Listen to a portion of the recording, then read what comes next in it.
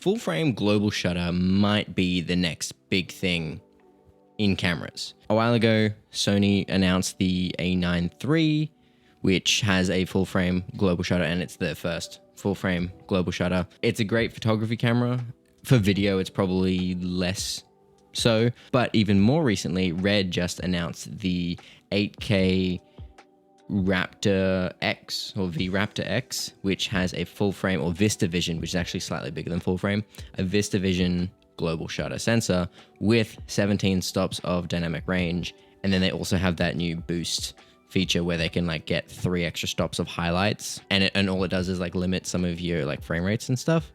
So that's pretty crazy. And you know, the Raptor X is going to be a minimum $30,000 camera, probably more depending on what currency you're talking about. But I said this when I talked about the A9 III, but I think this is really good for the next couple of years of cameras in general, for more of a consumer or even prosumer sort of level. You know, everybody loves the FX3, the FX6, but you know, if we can get an FX3 and FX6 with a, let's say 6K global shutter, full frame, like that would just, as good as the FX3 is, it would be so much better with that sensor.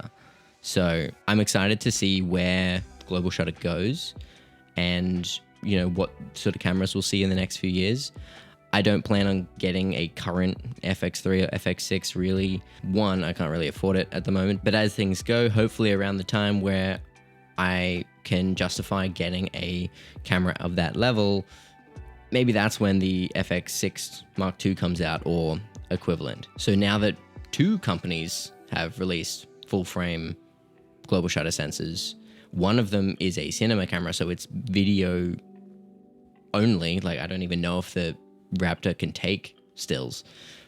It might be able to, but the fact that we got a photography first and a video first global shutter full frame camera in the span of what was it, like 3 months, 4 months? That's really good news, I think, for, you know, the next 2 years or so of camera technology. By the way, if you don't understand why this is such a big deal, I did talk about this in a previous video about camera technology and where it's going. Similar sort of vibe as this, or, you know, go just Google what global shutter is. But it has a lot of benefits.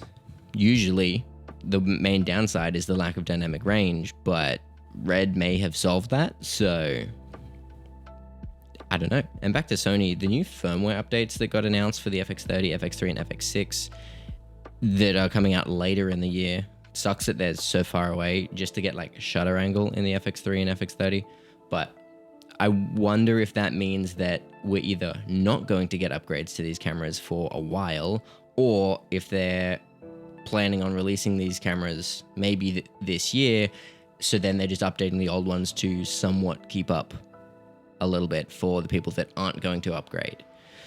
I think it could be either of those two things and no in between. So who knows? Maybe we'll get a new FX6 this year. And in that case, brands, I might need to do some more brand deals. I need the money to pay for that. So hit me up. But I just wanted to talk about that. Let me know what you think. I'm actually really curious to see what other people think about global shutter and whether it's going to be as big of a deal in video as I think it will. So let me know in the comments. Do all the other things and go watch my last video. And I'll see you next time. Okay, bye.